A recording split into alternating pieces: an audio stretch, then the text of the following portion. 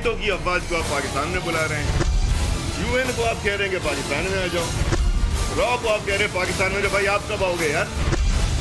समंदर में से 1000 बाल्टियां भी अगर आप पानी निकाल देंगे तो समंदर की अहमियत को आप थोड़ी कम कर सकते। जरूरत नहीं है आपके खिलाफ साजिश चलने की, आप काफी हैं। कयास आराइयों में नहीं जाना चाहिए। जो उनको जानते हैं ना और अच्छी तरह जानते हैं और आगे पीछे सब जानते हैं, वो भी हमारा साथ है। अल्लाह सबको हिदायत दे। अस्सलाम वालेकुम। MQM को आज एक बड़ा नुकसान उठाना पड़ा। रज़ा हारून उनकी जमात, अपनी जमात छोड़ के, जहाँ वो पिछले कोई 30 साल से उनकी वाबस्तगी थी, वो मुस्तफ़ा कमाल के साथ शामिल हो गए। MQM को आइंदा आने वाले दिनों में ऐसे मज़ीद नुकसानात का सामना करना पड़ सकता है और बहुत से हैवी वेट्स जो हैं उनके नाम गर्दिश कर रहे हैं, जिसमें रज़ा हारून उन लोगों में शामिल हैं जो पार्टी के साथ भी वाबस्तगी उनकी को मिड 80s से चल रही थी, लेकिन ये जो ग्रुप नालां था MQM की लंदन में मौजूद क़यादत से, इनमें से भी 4-5 लोग जो कहा जा सकता है कि हम ख्याल थे या जो मॉडरेट एलिमेंट था, उनमें से एक है। इनसे हम बात भी करेंगे और क्या इनके ऑब्जेक्टिव्स हैं, ये क्यों पार्टी से दूर हुए, उस पर भी बात करेंगे। लेकिन उससे बड़ी खबर जो है वो पिछले 2-3 रोज़ से, या ये कहना चाहिए MQM की जानिब से कोई ऐसा इशू लग रहा था कि सामने आ नहीं रहा, फिर उन्होंने अचानक से शोर मचाया कि ये जो रेंजर्स वाले हैं ये उनके लोगों को डरा धमका कर मुस्तफ़ा कमाल की पार्टी में शामिल कराने की कोशिश कर रहे हैं। इसी दौरान कराची में 2 रेंजर्स की चौकियों पर हमला होता है। उसके जवाब में आज IG police, additional IG police हैं कराची के, मुश्ताक महर, उन्होंने कहा कि इसके सियासी मुहर्रिकात हैं जो रेंजर्स की चौकियों पर क्रैकर अटैक किया गया। इसके हवाले से हमने रेंजर्स के हेडक्वार्टर में बात की, वहाँ पर सीनियर एहलकारों से कि बताइए कौन है जो इन हमलों के पीछे है। तो बड़ी इंटरेस्टिंग तफसीलात हैं, खासी खौफनाक किस्म की तफसीलात हैं। वो कहते हैं बराह रास्त नाम लेकर कि ये MQM ने हमला करवाया रेंजर्स की चौकियों के ऊपर। MQM ने हमला करवाया रेंजर्स की चौकियों के ऊपर। ये कहते हैं रेंजर्स के एहलकार कि हमारी तफ्तीश और पुलिस की तफ्तीश दोनों से ये ज़ाहिर होता है कि MQM की जानिब से करवाया गया। मुहर्रिकात क्या थे ये कहना मुश्किल है, लेकिन बराह रास्त इल्ज़ाम जो है वो MQM का पार्टी का नाम लिया गया कि MQM के मिलिटेंट विंग से, ये जवाब उन्होंने अगर कोट अनकोट बोलूँ तो उन्होंने कहा कि MQM के मिलिटेंट विंग से करवाया गया। 2 पार्टी के वो कहते हैं कि MPAs और एक MNA जो हैं उनको ये जो लियारी और दूसरी जगहों पे टारगेट किलिंग के मुख्तलिफ वाक़यात की तहकीकात रेंजर्स कर रही हैं। उसके सिलसिले में एक साहब कंवर नवीद जमील जो NA 246 से रुकने कौमी असम्बली मुंतखब हुए थे, उनको हमने 10-15 रोज़ पहले बुलाया था, लेकिन पार्टी ने कहा कि अभी कुछ देर और मोहलत दे दीजिए ताकि हम तैयारी करके आपको जवाब दे सकें। फिर इनको हफ्ते वाले रोज़, डे बिफोर यस्टरडे, इनको बुलाया गया और तकरीबन इनसे को 5-6 घंटे की तफ्तीश की गई। और वो कहा यह जाता है, मेरे पास अगर डिटेल्स आ गई, आई होप कि हमारे रिपोर्टर इस पर काम कर रहे हैं, मिल जाए उन्हें, तो मैं आपको वो भी पढ़ के सुनाऊँगा कि 3-4 ऐसे इंसिडेंट्स हैं कराची के जो अच्छे इंसिडेंट नहीं हैं, बुरे इंसिडेंट हैं। मैं अभी टेररिज्म का लफ्ज़ जानबूझ के इस्तेमाल नहीं कर रहा कि उनकी नोयत वाक़यात की सामने आ जाए। जो मुझे पता चला है कि वो बहरहाल कुछ ऐसे वाक़यात हैं जहाँ रेंजर्स जो है इनको शक की निगाह से देख रही है, कुछ बड़े वाक़यात के हवाले से। कंवर नवीद जमील साहब जो इनके हैदराबाद से पहले शायद मेयर भी थे और उसके बाद NA 246 से इनके रुकने कौमी असम्बली भी हैं। 2 MPAs जो हैं कामरान अख्तर हैं और दूसरे इनके लियारी के फॉर्मर सेक्रेटरी इंचार्ज शायद कामरान फारूकी इनका नाम है, उनको भी तलब किया गया। और ये 2011, 12 और 13 इन 3 सालों में टारगेट किलिंग के कुछ वाक़यात हैं, उस सिलसिले में इनकी तलबी की गई है। और इसके अलावा शकील बलोच जो कोरंगी में पाकिस्तान पीपल्स पार्टी के, जिनका अभी कुछ रोज़ पहले जिन पे हमला हुआ, उसके हवाले से भी एक काफ़ी खौफनाक खबर है फॉर MQM। वो कहा जा रहा है कि रेंजर्स वालों ने फ़ारूक सत्तार साहब से, जो MQM की पार्टी के हेड के तौर पर रजिस्टर्ड इलेक्शन कमीशन, उनसे रब्ता करने का फ़ैसला किया है और उनको इतला दी गई है कि हमें 3 मतलूब लोग जो हैं जिनके मुतल्लिक़ शुबा ये है कि वो अजीज़ाबाद के दाएं बाएं जो गलियाँ हैं जहाँ पहले कुछ लोग रोपोश हुए थे और जिनको पकड़ने के लिए रेड की गई थी 90 पे, उन तक रसाई के लिए हमारी मदद की जाए। डॉक्टर फ़ारूक सत्तार से रेंजर्स वाले जो हैं बराह रास्त रब्ता कर रहे हैं या कर चुके हैं 3 लोगों की जो शकील बलोच की असैसिनेशन में मुलव्वस हैं, उन तक रसाई हासिल करने के लिए। तो ये बैड न्यूज़ है फॉर MQM। अब इसको ये मुझे मालूम नहीं कि क्या कहना चाहिए, क्योंकि ये वो चीज़ें हैं जो पिछले कुछ अरसे से कराची में चल रही थी। बहुत से लोग टारगेट किलिंग में मुलव्वस पकड़े भी गए और डॉक्टर फ़ारूक सत्तार ने पहली प्रेस कॉन्फ्रेंस जो मुस्तफ़ा कमाल के आने के बाद की, उन्होंने इस चीज़ को इनडायरेक्टली इंडोर्स करते हुए ये कहा कि अच्छा है कि हमारी जमात के अंदर से खुद से सफाई हो रही है।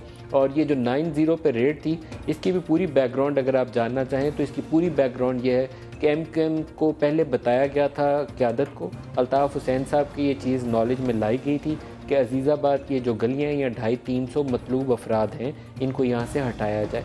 कुछ लोग जो MQM की उस वक्त की राब्ता कमेटी के थे उनके ऊपर बराह रास्त शुबात थे।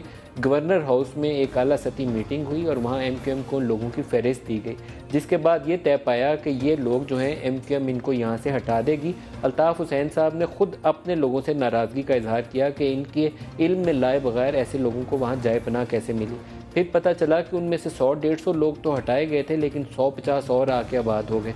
इन्हीं लोगों की तलाश में जब रेंजर्स ने छापा मारा था तो वो बैत केटू और दूसरे लोग वो भाग के उन्होंने जाके वहाँ पर खुर्शीद मेमोरियल हॉल में पनाह लेने की कोशिश की, जहाँ रेंजर्स वाले उनको पकड़ते पकड़ते वहाँ गए और फिर बाकी वहाँ जो रिकवरीज हुई और जो लोग पकड़े गए वो बाकी तफसीलात लोगों के सामने है। तो कराची जो है इस वक्त वो एक अनसेटल्ड सिचुएशन है। मालूम नहीं आइंदा आने वाले दिन क्या सूरत हाल इख्तियार करेंगे। अमनो अमान के हवाले से पिछले 2-2.5 सालों में बड़ी कामयाबी है कि जो टारगेट किलिंग में और बड़े जराइम की शरह थी उसमें बेपनाह कमी आई और उसमें रेंजर्स की कार्रवाइयाँ और पुलिस ने जो साथ कोऑपरेटिव बिहेवियर रखा उस वजह से एक अच्छी फ़िज़ा कायम हुई। लेकिन ये सियासी एतबार से MQM के मुस्तकबिल के हवाले से काफ़ी चैलेंजिंग है। एक और जो डेवलपमेंट है जो हमारी इस वक्त इंटीरियर मिनिस्ट्री कर रही है उस हवाले से सरफराज मर्चेंट से यहाँ से डायरेक्टर FIA हैं इनाम गनी, उन्होंने आज राब्ता कायम किया। सरफराज मर्चेंट से मेरी बात हुई शाम में। उन्होंने कहा कि उनका इशू ये था कि रेंजर्स वालों ने जो पहले उनके समन जारी किए थे उसमें लगता ये था कि वो बराह रास्त इल्ज़ाम आयद कर रहे हैं और उनसे सबूत मांगा जा रहा है। उनका कहना ये था कि मैं को एक्यूज हूँ मनी लॉन्ड्रिंग केस में, मुझे ये तमाम चीज़ें बरतानवी पुलिस ने दी, तो मैं विटनेस हूँ उन चीज़ों का जो शवाहिद मुझे दिए बरतानवी पुलिस ने वो मैं दे सकता हूँ और उनकी तस्दीक कर सकता हूँ और जो चीज़ें मेरे सामने आई अगर उसी चीज़ को मद्देनज़र रखते हुए मुझे बुलाया जाए तो मैं पाकिस्तान आऊँगा। जिसके जवाब में इनाम गनी ने यहाँ से डायरेक्टर FIA ने उन्होंने कहा, सरफराज मर्चेंट ने हमें बताया कि उन्होंने यकीन दिलाया कि वो एक नया ख़त उनको लिख रहे हैं जिसकी रोशनी में वो उसको देखते हुए वो पाकिस्तान आएंगे। लेकिन रेंजर्स से मुंसलिक एक और डेवलपमेंट ये है कि रेंजर्स ने FIA वालों से कहा है कि उन्होंने आज तक जो JITs बनाई और जो उनकी तफ्तीश में चीज़ें सामने आई, ये बहुत कुछ है जो मैं आज आपको बता रहा हूँ, लेकिन ये एक्सप्लोसिव सिचुएशन कराची की आज ऐसी ही है। वो कहते हैं कि वो तमाम रॉ से मुंसलिक चीज़ें हों या दूसरी चीज़ें हों, वो इंक्वायरी रिपोर्ट्स हम कंपाइल करके FIA को हैंड ओवर करेंगे। ये रेंजर्स कह रही है कि तमाम तफसीलात जो हैं कराची में मुख्तलिफ लोगों की या रेंजर्स के पास जो लोग आए पकड़े गए मुख्तलिफ कार्रवाइयों के नतीजे में उनके रॉ से जो कनेक्शन है ट्रेनिंग के या फाइनेंसिंग के, वो FIA के हवाले करेंगे इस ऑन गोइंग इन्वेस्टिगेशन के हवाले से। ये हमारे पूरे प्रोग्राम का महवर है। हम मुख्तलिफ शख्सियात से प्रोग्राम में बात करेंगे। स्टार्ट हम करेंगे वसीम आफ्ताब साहब से। वसीम आफ्ताब साहब, आपका बहुत शुक्रिया, आप हमारे साथ शामिल हो रहे हैं। इसी रॉ कनेक्शन के ऊपर इल्ज़ाम सबसे पहले मुस्तफ़ा कमाल साहब ने आयद किया था, आपने भी इसी का जिक्र किया और इसी चीज़ को रज़ा हारून ने बुनियाद बनाया। ये मैंने जो चीज़ें अभी बहुत सारी बताई हैं इसमें कंवर नवीद जमील सिटिंग MNA है इस वक्त NA 246, वही इलाका जो ख़ुद इस वक्त अल्ताफ़ हुसैन साहब का अपना इलाका है जहाँ के MPA छोड़ के आपके साथ आ बैठे हैं इफ्तिखार साहब। तो ये बड़े संगीन नौइयत के इल्ज़ामात हैं। बहुत शुक्रिया नदीम भाई कि जी नदीम भाई बहुत शुक्रिया आपका कि आपने मुझे वक्त दिया। सबसे पहले तो जो आपने सबसे पहला इल्ज़ाम जो फ़ारूक सत्तार साहब ने लगाया मैं उस पर कुछ अर्ज़ करना चाहूँगा कि देखें जो जेल में लोग हैं उन पर तो फिर भी कुछ न कुछ इल्ज़ामात हैं। अगर हमें उन लोगों को अपने साथ शामिल करना है तो फिर मैं समझता हूँ दुनिया के सबसे बेवकूफ़ तरीन लोग हैं कि वो शख्स जिस पर इल्ज़ाम है उसको तो हम जाके पकड़ के लेकर आ रहे हैं, जो कि 92 में इस तरह ही हुआ था। लेकिन उसके साथ साथ ये भी होता है कि MQM के कारकुनान को उठा के लगे वफादारियाँ तब्दील कराई गई थी। तो जो MQM का कारकुन शहर में बगैर इल्ज़ाम के घूम रहा है तो हम सबसे पहले उसको फोकस करते हैं कि भाई ये जो आम कारकुन है जिस पर कोई इल्ज़ाम नहीं उसको लेकर आओ ताकि कम से कम हमारे पास लोग आ जाएँ।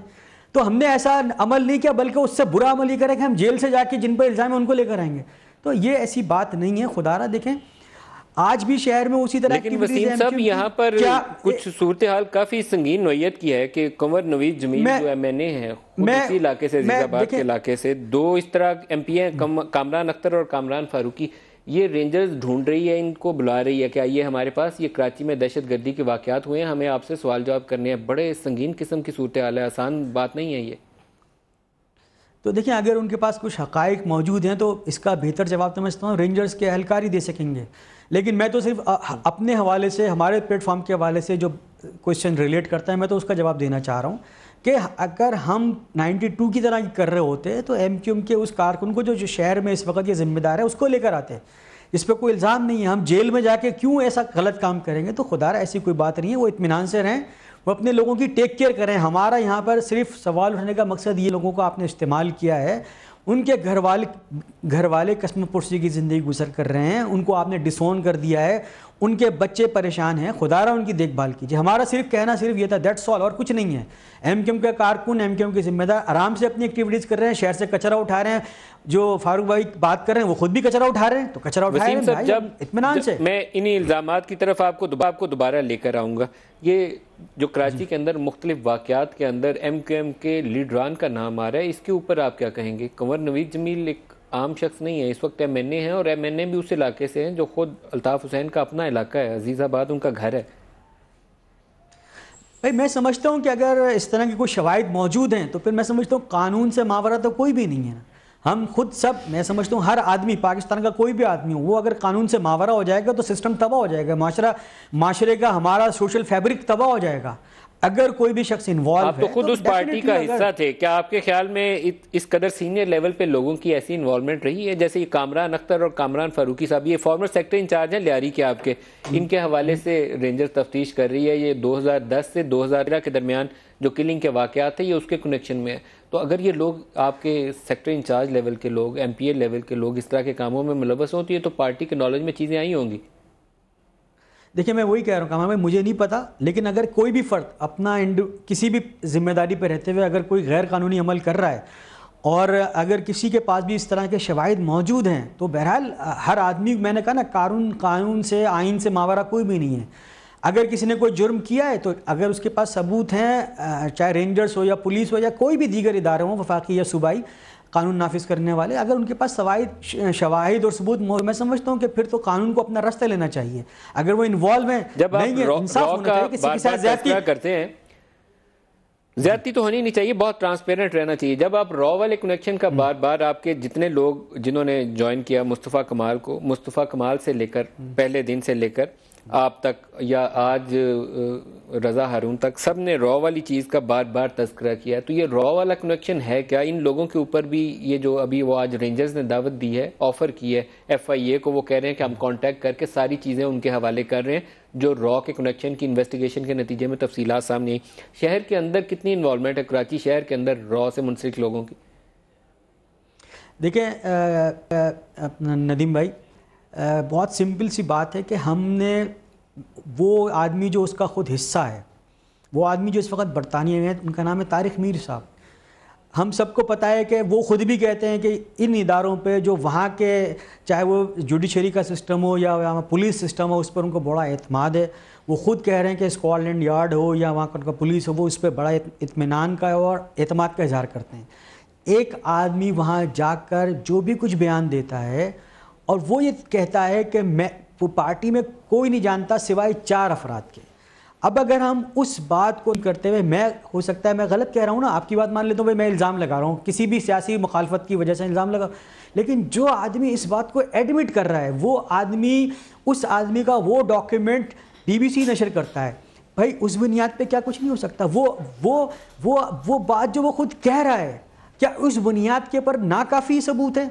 अगर हम गलत कह रहे हैं तो भाई वो आदमी जो उससे बराह रास्त पढ़ रहे हैं ना, वो जब खुद एडमिट कर रहा है, वो उस इदारे को कह रहा है कि मैं स्कॉटलैंड यार्ड पर एतमाद करता हूँ, वहाँ के जुडिशल सिस्टम पे एतमाद करता हूँ, वहाँ की पुलिस पे एतमाद करता हूँ, मेट्रोपॉलिटन पुलिस को जाके स्टेटमेंट देकर आता है, उसमें से 2 डॉक्यूमेंट्स हैं। अगर वो गलत कह रहा है, इदारे BBC ने गलत चलाया, तो भाई आप चैलेंज करें, आप जाएंगे, ये झूठ बोल रहे हैं, आप क्यों नहीं जा रहे हैं? अगर हम झूठ बोल रहे हैं तो भाई आप कम से कम BBC पे तो केस करें, आप उस डॉक्यूमेंट्स को डिनाइल दें कि गलत कह रहे हैं। तो भाई बात सिंपल से ये कि जो आदमी उससे बराह रास्त इन्वॉल्व है, उस आदमी से पूछना तो चाहिए कम से कम। आपको लगता नहीं है कि इन इल्जामात के बाद MQM का मौजूदा शक्ल में उनके ऊपर बहुत दबाव होगा और ज़्यादा दिन उनको लोगों का सामना करते हुए दुश्वारी पेश आएगी, जवाबात देने पड़ेंगे? क्योंकि ये जो आज वाले इल्जामात हैं कि हम 2 MPAs और 1 MNA को बुलाया शहर में दहशतगर्दी की कार्रवाइयों के हवाले से, ये बहुत संगीन नौयत के इल्जामात है। पूरी पार्टी जो है इससे तितर बितर हो सकती है। देखिए नदीम भाई, हम इसलिए कह रहे हैं कि हम किसी झगड़े में या इल्ज़ाम की अगर सियासत कर रहे होते, कोई फॉरवर्ड ब्लॉग बनाना होता, MQM का कोई अलहदा धड़ा बनाना होता, तो बहुत कुछ हो रहा होता। हम बिल्कुल नई एक पार्टी बना रहे हैं, एक नई आइडियोलॉजी के साथ, एक नए प्लेटफॉर्म के साथ आए हैं। हमें कोई भी, मैं आपकी तरफ दोबारा आता हूं, मैं कमरजमान कायरा साहब से भी ये बात पूछा। साहब आपको वेलकम भी करता हूं प्रोग्राम में। रेंजर्स ने 2 MPs हैं MQM से मुंसलिक और एक उनके MNA कमर नवीद जमील, जिनको तलब किया है शहर में मुख्तलिफ दहशतगर्दी की कार्रवाइयों के हवाले से। कमर नवीद जमील साहब हफ्ते को पेशी भुगत आए, MPs जो हैं अभी जाएंगे। इसके अलावा उनका ख्याल ये है कि जो क्रैकर हमले किए गए हैं रेंजर्स की चौकियों पे, बराह रास्त इल्ज़ाम आयद कर रहे हैं रेंजर्स। वो कहते हैं कि MQM ने करवाए। देखिए मलिक साहब, इस वक्त जो कराची में सूरत हाल डेवलप हुई है, बहुत सारे इल्ज़ाम तो थे ही।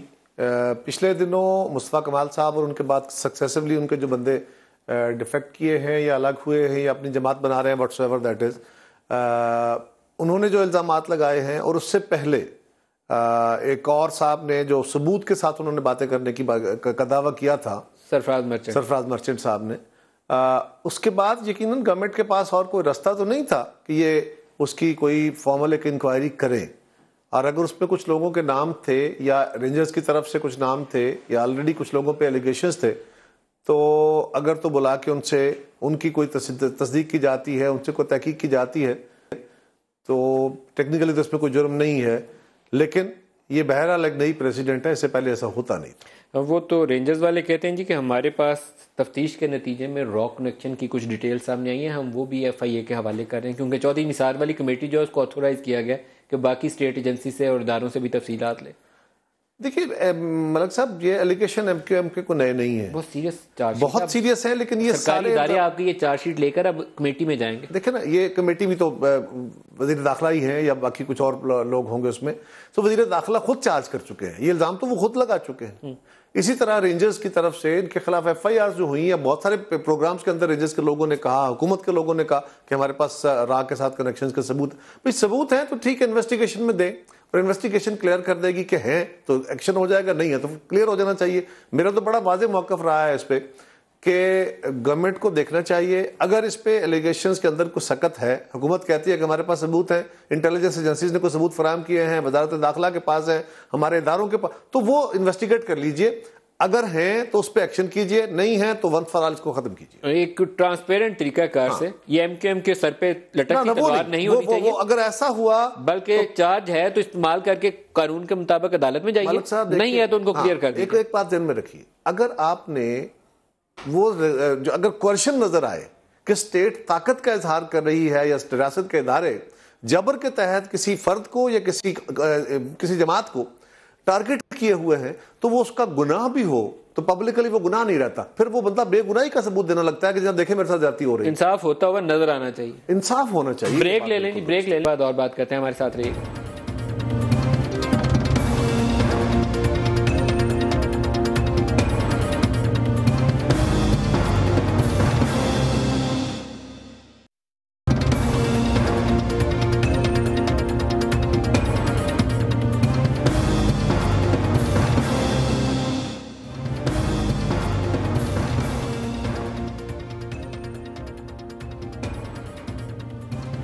प्रोग्राम में दोबारा खुशामदीद कहते हैं। रज़ा हारून हमारे साथ हो रहे हैं, जिन्होंने आज मुस्तफ़ा कमाल के साथ शमूलियत का ऐलान किया, और रज़ा हारून खालिक कहलाने के मेरे ख्याल में इनको टाइटल मिलना चाहिए। रज़ा हारून साहब, बहुत शुक्रिया, आप हमारे साथ शामिल हो रहे हैं। आपने ये फैसला अल्टीमेटली आज अनाउंस कर ही दिया जी। क्या चीज़ें थी जिसने आपको कायल किया कि आप उठें, लंदन से आएँ और आज मुस्तफ़ा कमाल के साथ बैठें और प्रेस कॉन्फ्रेंस कर दें?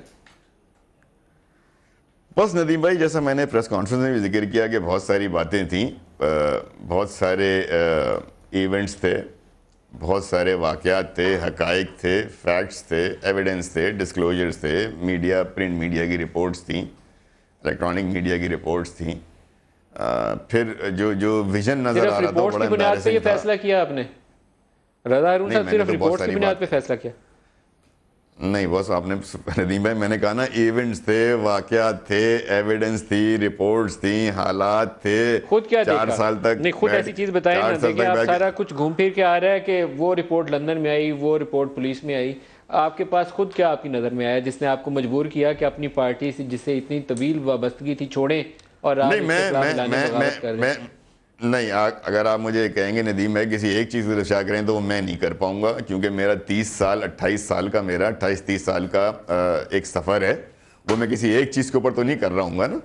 मैं अपने 28 साल की सफ़र को अगर ख़त्म करके कोई नया सफ़र शुरू कर रहा हूँ तो बड़ा सोचा होगा मैंने लॉजिकल डिसीजंस किए होंगे, मैंने चीज़ों को परखा होगा, और बहुत सारी चीज़ों को सीखने के बाद, जिनका मैंने अपनी प्रेस कॉन्फ्रेंस में बड़ी तफसील से जिक्र किया, मैं इस नतीजे पर पहुंचा कि मैं अब इस चीज़ का हिस्सा नहीं रह सकता, और मुझे एक इस नए सेटअप को जो मुस्तफ़ा भाई ने अनाउंस किया है, अनीस भाई ने, उसको मुझे जाके सपोर्ट करके इसका हिस्सा बनना चाहिए।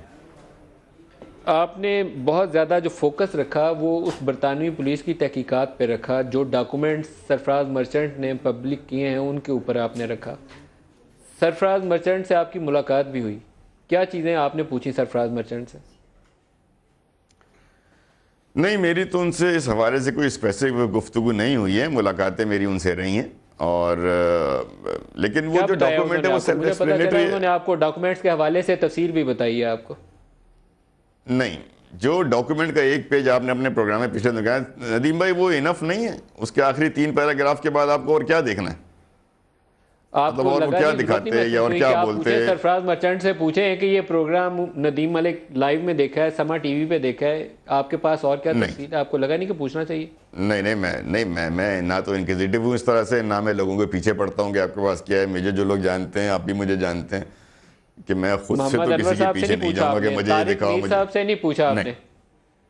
नहीं, वो बड़ा मेट्रोपॉलिटन पुलिस मुझे एक चीज बता रही। मैं तो आपकी जगह पे होता तो मैं तो इस चीज को पहले जांचता परखता, सवाल जवाब करता लोगों से। नहीं, देखिए ना नदीम भाई, थोड़ा सा ये सेंसिटिव मामला है ना, इस सेंसिटिव में प्रोएक्टिव होकर इस तरह के काम लंदन में बैठ के करना कोई बहुत ज्यादा अकलमंदी की बात आप नहीं कर रहे।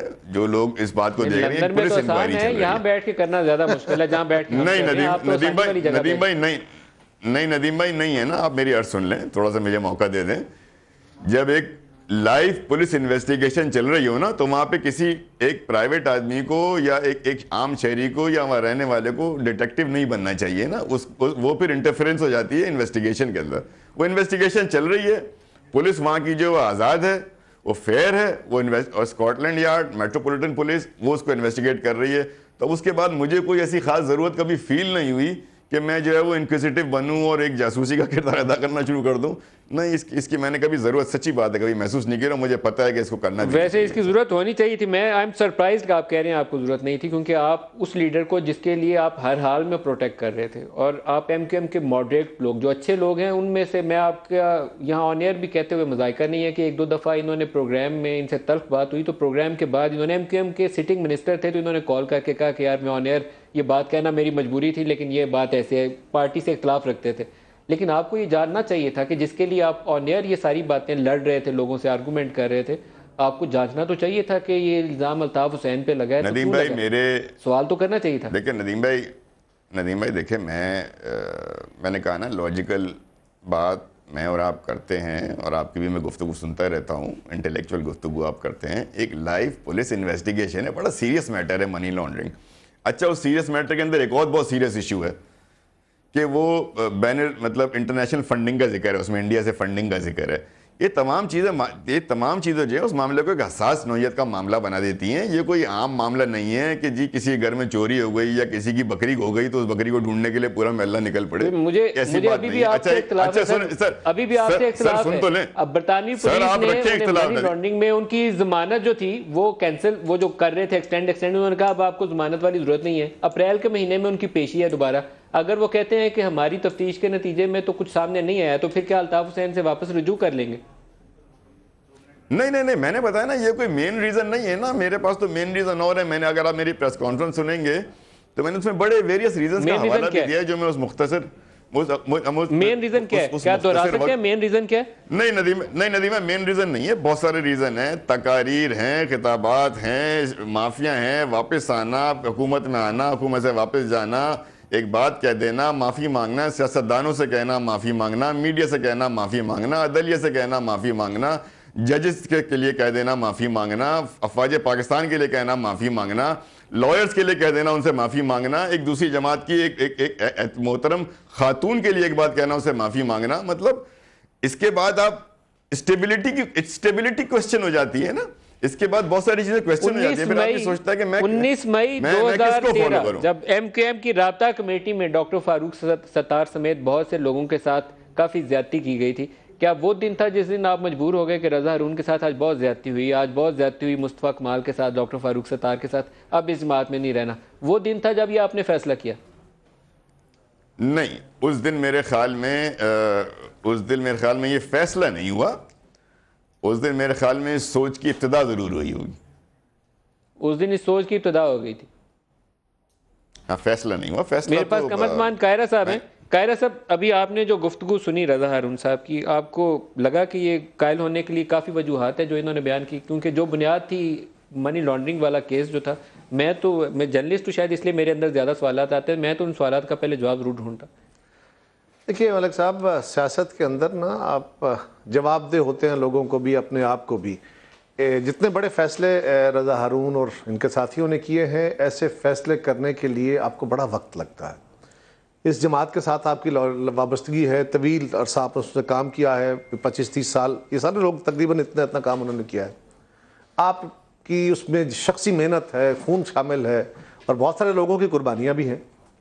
अब इस सारे फैसले में बेशुमार वो वाक़े ऐसे आए होंगे, ये मेरी अजम्पशन है जो गलत भी हो सकती है, ये मैं जो टोटल बात कर रहा हूँ, तो उसमें बेशुमार वो वाक़े ऐसे आए जिनको आप समझते हैं कि यार ये काम नहीं होना चाहिए, आप उस पर एतराज़ भी करते हैं, लेकिन अल्टीमेटली जब मेजॉरिटी कह रही है या लीडरशिप कह रही है, आप कर रहे हैं, ठीक है जो ओके।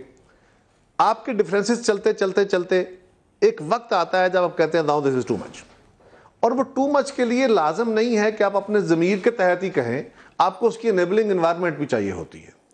वहाँ बाज़ औक़ात ये भी होता है कि किसी फैसले पे पहुंचने के लिए आप मेंटली तो तैयार हैं। केस आपसे रिलेट करूंगा 1 मिनट के लिए, आप रुक जाइए यहाँ पर। इन्होंने कहा कि फ़ौज को बुरा भला कहा, फिर माफ़ी मांग ली, अदलिया को कहा, मीडिया को कहा, डॉक्टर शीरी मज़ारी पे बोला माफ़ी मांग ली। जरदारी साहब ने इससे भी सख्त बयान दिया और 2 दफ़ा वो माफ़ी का लफ्ज़ इस्तेमाल कर चुके हैं ढके छुपे लफ्ज़ों में, इनडायरेक्टली या डायरेक्टली, कि मैंने ऐसे नहीं कहा था, ऐसे था, किसी का दिल बुरा हो तो माफ़ी मांगी। क्या आपको भी सोचना पड़ेगा कि आप पार्टी छोड़ें? क्योंकि रजा हारून काफ़ी है उनके लिए, कायल हैं कि वो इस बुनियाद पर पार्टी छोड़ देनी चाहिए। तलखियाँ किसी शख्स के किसी एक स्टेटमेंट देते हुए, मैं भी कई दफ़ा तकरीर करते हुए, यहाँ बैठे हुए बयान देते हुए, अगर मेरा किसी जज्बात के रौ में निकलते हुए किसी ख़ास बैकग्राउंड में कोई लफ्ज़ कह जाता हूँ, कोई आर्गूमेंट कर जाता हूँ, गलत भी कर जाता, तलख कर जाता हूँ, और मुझे इसका एहसास होता है कि मैंने तलख बात कह दी है और मैंने गलत कहा है, या मुझे बाकी दोस्त समझाते हैं कि यार जी भाई इसला नहीं करने की ज़रूरत थी, तो ये बात और है कि आप उसको करेक्ट कर लेते हैं। और अगर तसलसल के साथ ऐसे अमल जिसके साथ मेरा ज़मीर काम नहीं कर रहा, और मैं समझ रहा हूँ कि बाकी जमातें ठीक कर रही हैं और ये जो मेरी जमात है ये दुरुस्त नहीं है, और अगर 1, 2, 3, 4 और अगर उसमें क्रिमिनल एलिमेंट शामिल हो जाता है, वो चीज़ें जिस तरह राह के इल्ज़ामात हैं या बाकी चीज़ें, तो इस लेवल के बैठे हुए लोग जो हैं वो बहुत सारी चीज़ों के उनकी रजा हारून की पोजीशन आप समझते हैं कि जस्टिफाइबल है? मैं समझ रहा हूँ कि ऑन ग्राउंड उन्होंने बहुत कुछ देखा होगा जिससे शायद ये डिफर करते होंगे, रजा और बहुत सारी चीज़ें इनके इल्म में आई होंगी। आप कंपेयर अगर करें जरदारी साहब वाले मामले से अपना केस, तो कोई कंपैरिजन है या बिल्कुल इंटायरली डिफरेंट केस है? नहीं, देखिए ना, मैं तो बड़ा नदीम भाई, आप मुझे जानते हैं कि मैं जरदारी साहब का मामला पीपल्स पार्टी का मामला है, पीपल्स पार्टी के लोग उस पर कमेंट करेंगे और वो उनके फॉलोअर्स हैं। मैं तो जरदारी साहब का फॉलोअर नहीं हूँ, इसलिए मुझे कमेंट बनता नहीं है मेरा कि पीपल्स पार्टी के लोगों को क्या करना चाहिए, कंपैरिजन भी नहीं बनता। हाँ, ये ज़रूर बनता है कि हम सब आखिरकार अपने आप को भी जवाबदेह होते हैं ना। अगर हम टीवी पर आकर बैठे हुए हैं या किसी फोरम पर जाके बैठे हुए हैं और किसी चीज़ को हम डिफेंड कर रहे हैं, मिसाल के तौर पर आपने एक सवाल पूछ लिया, अब मेरे पास उस सवाल का जवाब तो है लेकिन मैं आपको मुतमईन नहीं कर पा रहा हूँ, क्योंकि खुद मैं मुतमईन नहीं हूँ, तो आखिर मैं कितनी दफ़ा उस टीवी प्रोग्राम में आकर बैठूंगा और कितनी दफ़ा मैं आकर यही बात करूंगा? कभी ना कभी तो मैं सोचूंगा ना यार कि यार बस इनफ, जैसे भी कायरा साहब ने कहा कि यार इनफ इज इनफ, यार कम से कम यही हो जाए कि मैं यार ये जवाबात से बच जाऊँ, अलग होकर बैठ जाऊँ। तो मैंने कहा लेकिन फिर भी ये कोई सिंगल फैक्टर नहीं है, सिंगल फैक्टर नहीं है नदीम भाई, इसके अलावा बहुत सारे फैक्टर हैं। मैंने बड़ी तफसील एक चीज़ रजा भाई मैं सिर्फ गुजारिश करूं कि जरदारी साहब अपनी पूरी पॉलिटिकल हिस्ट्री में वो हमेशा चीज़ों को साथ लेके चलने, जोड़ने, जमातों को साथ लेके चलने, अपनी पॉपुलैरिटी, अपनी सियासी कीमत भी अदा करते रहे। एक लम्हा आया जिसकी वजह उन्होंने कुछ की, कुछ सेटिस्फाई हुए, कुछ नहीं हुए, लेकिन उस लम्हे के अलावा और उसके बाद भी जहाँ तक अफवाज पाकिस्तान का ताल्लुक है, people's party right from the beginning till today, हम उनके हर पॉजिटिव कदम में उनके साथ रहे हैं और प्रिंसिपल अगर इख्तलाफ हुआ है तो लीडरशिप से हुआ है, और वो भी इख्तलाफ। और अगर जरदारी साहब बार बार ऐसे बयान देंगे इंसेंट बजाने के, फिर आप सोचेंगे, वैसे नहीं सोचेंगे। देखिए बात यह है नदीम साहब, पहली बात तो यह है कि उनकी वजाहत उस पर आ चुकी है, और ये मामला हमारा तसलसल नहीं है। मैंने कहा ना, पीपल्स पार्टी हमेशा अपने इदारों की आईनी और कानूनी हदूद के अंदर काम करने को अप्रिशिएट करती है और सपोर्ट करती है हमेशा। और अगर कहीं वो उससे बियॉन्ड जाते, मतलब भुट्टो साहब का कत्ल किया उस वक्त के जर्नैलों ने, उस वक्त के जजों ने, लेकिन हमने क्या कहा? हमने उन जर्नैलों को टारगेट किया, हमने फौज को नहीं किया। तो ये हमारा हक है ना, हम कहते हैं कि जी आप इस बात से आगे नहीं जाए, ये आपका बिल्कुल सही बात है, उनका था बिल्कुल नहीं, मैंने तो कायरा साहब की बात से मैंने कहा था कि भाई ये तो इनको तय करना है, इन्होंने इसकी सफाई देनी, मैंने तो इसलिए कुछ कहा ही नहीं था। मैं आपसे एक बात और करता हूँ, चलें मैं कहता हूँ, और वजूहात को तो छोड़ें। पिछले दिनों एक तकरीर हुई थी नदीम भाई, और वो तकरीर जो है वो आपने भी सुनी होगी, हालांकि मीडिया बैन लगा हुआ है, मीडिया पे नहीं, लेकिन सोशल मीडिया पे अवेलेबल है। अगर उस तकरीर को कोई डिफेंड करे, मैं नहीं, चलें बस हम हवाला देते हैं। अब तो लोगों ने इतनी वायरल हुई थी, सबने देखी हुई है ना, मैं उसका जिक्र किए बगैर मैं ये कहता हूँ आपसे कि चलें मैं ये कहता हूँ कि किसी एक बंदे को वो नॉमिनेट कर दें पार्टी में से कि भाई ये फला बंदा है, चूंकि मेरे ऊपर मीडिया बैन है और मेरी पार्टी समझती है कि ये बात करने की है, ठीक है सर, इस पे मान लिया हमने। अब वो बंदा आकर उस पूरी तकरीर के उस पोर्शन का वर्बेटम जो है वो आके टीवी पे कह दे, तो आपको लगता है कि जो आपने वो हैप्पी आवर का आज जिक्र किया था, वो हैप्पी आवर का जिक्र आपने इसीलिए किया था कि उसी के इन्फ्लुएंस में ऐसी बातें वो कर जाते हैं?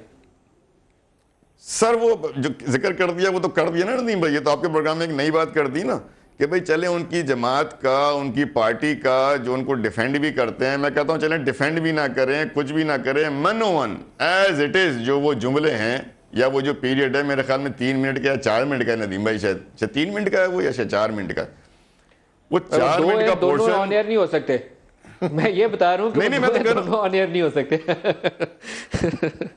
शाह महमूद कुरैशी साहब हमारे साथ हैं, पाकिस्तान तहरीक इंसाफ से। शाह महमूद जी नदीम भाई एक मिनट रुके नहीं, देखिए अच्छा अगर वो ऑन एयर नहीं हो सकते तो मुझे एक बात बताएं, क्या वो ऑन एयर इसलिए नहीं हो सकते कि अल्ताफ साहब पे मीडिया बैन है? नहीं, उसमें जो पराया इस्तेमाल किया गया है, जो उसका सियाको सुबह के, वो कॉन्टेक्स्ट में ऑन एयर नहीं कर सकता।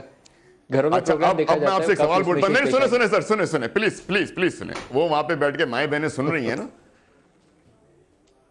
माएं बहनें बैठी सुन रही हैं ना, तो जब आप उस कंटेंट को ऑन एयर नहीं कर सकते किसी और की आवाज में, लेकिन एक मुझे इशू है उसमें आपकी जमात से और जमात के तमाम लोगों से, रजा साहब, उसमें जवाब में आगे से किसी ने ये नहीं कहा कि आप ये बात मत करिए, उन्होंने कहा जी भाई आपने दुरुस्त कहा।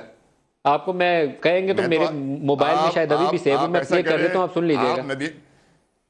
चलो नदीम भाई एक काम करें, आप एक टास्क ले लें, आप कल किसी को उनमें से बुला लें, किसी को भी जिसको वो नॉमिनेट करें, उसको बोलें भाई ये पोर्शन है, ये इस आवाज में है, इस आवाज को चूंकि हम मीडिया बैन की वजह से प्ले नहीं कर सकते, आप ये सुन लें, साहब वो भी तो उसी जमात से मुंसलिक लोग हैं ना जिन्होंने आगे से जवाब दिया कि जी भाई आपने दुरुस्त कहा, वो भी तो वीडियो में ही है। लेकिन रजा बात यह है, नदीम साहब ने अपना एक एनालिसिस कह लीजिए, अपनी एक जजमेंट तो दे दी ना कि वो कंटेंट ऐसा है कि जो ऑन एयर नहीं हो सकता, भले वो अल्ताफ हुसैन साहब की आवाज में हो या ना हो, उसके ऊपर कोर्ट बैन हो या ना हो, लेकिन इन्होंने एक बात तो कह दी कि वो इसलिए वो मोहतरम था। लेकिन मैं कहूं कोई एक तकरीर होता है ना, मेरा केस रेस्ट होता है ना यहाँ पर। रजा हारून साहब असल में वो बात नहीं हमें बता रहे जिसकी बिना के ऊपर इन्होंने फैसला लिया कि वो कब और क्या हुआ था, जिसकी बिना के ऊपर इन्होंने सोचा कि बस अब इनफ इज इनफ, वो कौन सा डिसाइडिंग फैक्टर था। लेकिन उससे पहले शाह महमूद कुरैशी साहब से बात करते हैं। शाह साहब बहुत शुक्रिया, आप हमारे साथ हैं। ये फरमाइएगा कि रजा हारून भी आज मुस्तफा कमाल के ग्रुप में शामिल हो गए हैं। वो कहते हैं कि अल्ताफ हुसैन के साथ और नहीं चल सकता, बहुत ज्यादती की। वो कहते हैं आप 24 घंटे हैप्पी आवर में ही रहते हैं और मुख्तलिफ लोगों के खिलाफ ऐसी बातें करते हैं जिसके बाद बार बार माफ़ी मांगनी पड़ती है। तो ये लीडर बदलने के लिए काफ़ी चीज़ें हैं कि अगर गलत बयानी की जाए और बाद में बात वापस लेनी पड़े। देखिए, रजा हारून MQM के उस तबके की नुमाइंदगी करते हैं जो पढ़ा लिखा तबका है, बिल्कुल, जो सियासत जानता भी है और समझता भी है और जो तशद्दुद की सियासत से इज्तनाब करता है। अब वो एक जमात में थे, उस जमात में उन्होंने कुर्बानियां भी दी, अपना एक मकाम भी हासिल किया, और रजा हारून जैसे बहुत से मेंबरान कौमी असम्बली हैं जो मेरे कॉलीग हैं, हम इकट्ठे बैठते हैं और सच्ची बात है अल्ताफ साहब के जो तकरीरें थी, बयानात थे, वो कई दफा उनको डिफेंड नहीं कर पाते थे, वो शर्मिंदगी महसूस करते थे। कभी फैसला कर लेते हुकूमत में शामिल होने का, दूसरे दिन फैसला कर देते हुकूमत से अलहदगी का, कभी वो राब्ता कमेटी तोड़ देते, कभी राब्ता कमेटी बहाल कर देते थे, और उनके पास जवाब नहीं होता था मेंबरान के पास, जो हम बैठ के लॉबी में बैठ के बात करते थे कि उसका दिफा करें तो कैसे करें। दर हकीकत अल्ताफ साहब की कुछ सेहत भी अब नहीं रही, और कुछ शायद वो बीमार भी हैं, और कुछ इम्बैलेंस का शिकार हो गए हैं, और कुछ जो बदपरहेजी का शिकार रहे, तो उससे नुकसान हुआ, जमात को नुकसान हुआ, उनके मौक़िफ़ को नुकसान हुआ, और वो लोग जो उन पर बिल्कुल अंधा अकीदा रखते थे, अब वो धीरे धीरे उससे मुतनफ़र हो रहे हैं, और समझते हैं कि अगर हमने अपने तबके को, जिस पसमानदा और पिसे हुए तबके की आवाज MQM थी, अगर हमने उनकी आवाज को बरकरार रखना है तो हमें अल्ताफ साहब से अलहदगी अख्तियार करनी होगी। और आप देख रहे हैं कि मुस्तफ़ा कमाल जैसे अच्छी शोहरत वाले, रजा हारून जैसे अच्छी शोहरत वाले लोग अब अलहदा हो रहे हैं। आपने उनकी सेहत का तज़किरा किया, रजा हारून से पूछते हैं, अभी अभी लंदन से आए, ज्यादा बाखबर होंगे। रजा हारून साहब, कैसी सेहत है अल्ताफ हुसैन साहब की? सर वो जहाँ तक मेरी इंफॉर्मेशन है वो एज इट इज़ है, कोई चेंज तो नहीं है उसके अंदर। जो हमने पिछला देखा था, जो उनके साथ प्रॉब्लम्स हैं, जो फिजिकल उनके साथ हेल्थ की प्रॉब्लम्स हैं, वो हैं उनके साथ।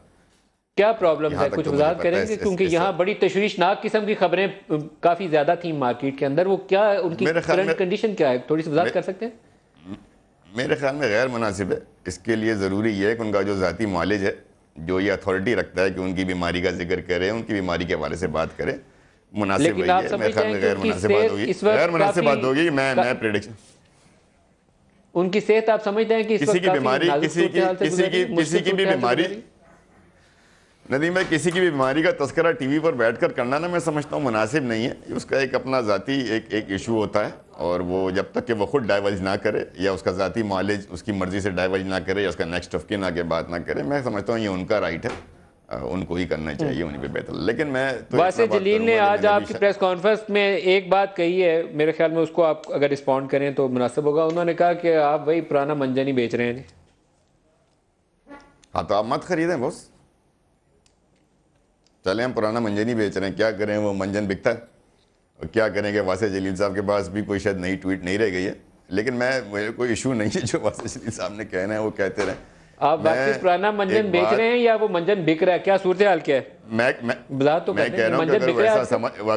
मैं कह रहा हूँ अगर वैसा समझते हैं और मंजन बिकता है तो बेच रहे हैं। शाह महमूद कुरैशी साहब ने अच्छी बात कही है। मैं करूं, मंजन बिकता है तो बेच रहे हैं, लेकिन सिर्फ ये है कि जो बेचने वाला था अब उस पर लोगों को एतकाद नहीं रहा, तो अब वो एक नया बेचने वाला तलाश कर रहे हैं।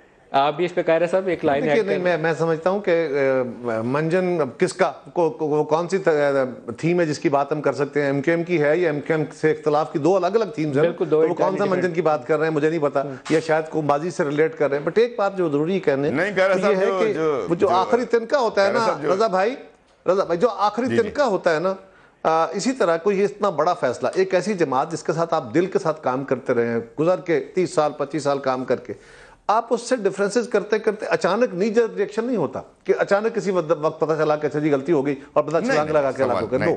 आपको चलते चलते चलते चलते आपके इरादे टूटते जाते हैं, और एक वक्त आता है बंदा कहता है बस this is enough, now this too much is too much. कुछ लोग हैं जिनको ये ग्रुप जब भी सियासी इनकी फुटिंग पे इस्तवार हो जाएगा तो रजा हारून साहब, आप रजा का बहुत अच्छा नाम है, आप इस ग्रुप के खालिक कहलाएंगे, क्योंकि ये जो सोच पैदा हुई थी उनमें से आप उन बुनियादी लोगों में शामिल हैं। नदीम भाई देखिए, मैं समझता हूँ कि मेरी इतनी ज़्यादा पुरानी रफाकत थी, और 27-28 साल का अरसा कोई कम अरसा नहीं होता। कमर जमा कायरा साहब ने कहा, बिल्कुल ठीक कहा। मैंने भी 2-3 साल बैठ के चीज़ों को सोचा है ना, और जो बात की ना कायरा भाई ने कि जी समझता हूँ जब दिल और दिमाग, एक वक्त तो ऐसा होता है कि ये जंग और दिल और दिमाग में चल रही होती है, दिल कहता है कि ये ठीक है और दिमाग कहता है ये ठीक है, लेकिन एक वक्त वो सिंक्रोनाइजेशन फ्रिक्वेंसी मिल जाती है, और फ्रिक्वेंसी दिल और दिमाग की मिलकर कहती है कि ये फैसला दुरुस्त है। फिर वो वक्त आता है कि आप फैसला कर जाते हैं। ये जरूरी नहीं होता कि हर आदमी जो फैसला कर रहा है वो लम्हा मौजूद जो होता है। बिल्कुल सही कहा। जैसे मिसाल के तौर पर हमारे साथ अभी हम 3 अफराद आपके प्रोग्राम का हिस्सा है ना, एक प्रोग्राम में आपके साथ शामिल कुरैशी भाई बैठे हुए हैं, किसी ज़माने पीपल्स पार्टी का हिस्सा थे। हमें इनकी वो प्रेस कॉन्फ्रेंस याद है जिन्होंने बैठ के की, बहुत लॉजिकल प्रेस कॉन्फ्रेंस थी, बहुत जज्बाती प्रेस कॉन्फ्रेंस थी, बहुत कुछ उन्होंने कहा, बड़ा अच्छे तरीके से। लास्ट मिनट है, पीपल्स पार्टी छोड़ी ना, पीपल्स पार्टी छोड़ के तहरीक इंसाफ में चले गए। 2 साल से आप जमात से दूर थे, अपनी MQM से 2 साल से आप दूर थे, और 2 साल से आपका दिल जमात के साथ नहीं था और दिमाग भी नहीं था, तो वो लम्हा आते आते इतनी तखीर क्यों की? नदीम भाई, ये माजर के साथ एक बात कहूंगा, बुरा मत मानिएगा, ये मुझे समा छोड़ के डॉन में थोड़ी जाके काम करना है, ठीक है ना। जो मेरे पास एक ही मोटिव हो गया जी, मुझे यहाँ आपने MQM छोड़ के मुस्तफा कमाल के साथ तो आ गए हैं, समा छोड़ के डॉन जाए ना जाए, लेकिन MQM छोड़ के मुस्तफा कमाल के साथ तो आए हैं। ये फैसला करते करते टाइम क्यों लगा? नदीम भाई बात तो सुन लेना प्लीज। देखिए, ये मैंने इसलिए मिसाल दी क्योंकि आप इससे पहले आज टीवी में थे ना, उसके बाद आप कहीं और गए, फिर आप यहाँ। ये मतलब नहीं कि मैं आपको क्रिटिसाइज कर रहा हूँ किसी और को। ये जो हम काम कर रहे हैं, नजरियात पे काम करता हूँ, मुलाजम हूँ, आज टीवी का भी मुलाजम था, यहाँ पे भी मुलाजम हूँ, आप तो लीडर लोग हैं। यही मैंने नदीम भाई आपकी पॉजिटिव मिसाल दी है कि आप भाई, अगर आप मुझे इजाजत दें, कह रहे भाई एक मिनट देंगे। मैं कह रहा हूं आपका फैसला करने का क्राइटेरिया और बैरोमीटर डिफरेंट है। हमारा जो फैसला है वो नजरियात पे, आप 28 साल से चल रहे हैं किसी, आप उस नजरियात को, उस नजरियात देने वाले को छोड़ रहे हैं, तो ये फौरन फैसले नहीं होते। इसमें कम से कम आपको, आप फौरन फैसला करेंगे तो वो गलत है, वो जज्बाती है, वो लॉजिकल नहीं। नदीम साहब, होता ही है लॉजिकल नहीं। रजा भाई, एक मरहला और भी होता है। आपने एक तवील जदोजहद की होती है, फिर एक तरीका यह है कि आप पलग होकर बैठ जाए, आप कहते थैंक यू वेरी मच, अब मैं ये काम नहीं करूंगा। और अगर आपने उससे हटके जो अपनी पॉलिटिकल काम है उसको करना है, तो आपको एनेबलिंग एनवायरनमेंट चाहिए होती है, लाइक माइंडेड लोग चाहिए होते हैं, कौन सा प्लेटफॉर्म आपने लेना है। अगर आपको एनेबलिंग एनवायरनमेंट मिलती है तो आप एक बेहतर फैसला करने की पोजीशन में आ जाते हैं। रजा हारून साहब, शाह महमूद कुरैशी का शुक्रिया हमारे साथ रहे। आज के लिए इतना ही, इजाजत दीजिए, खुदा हाफिज।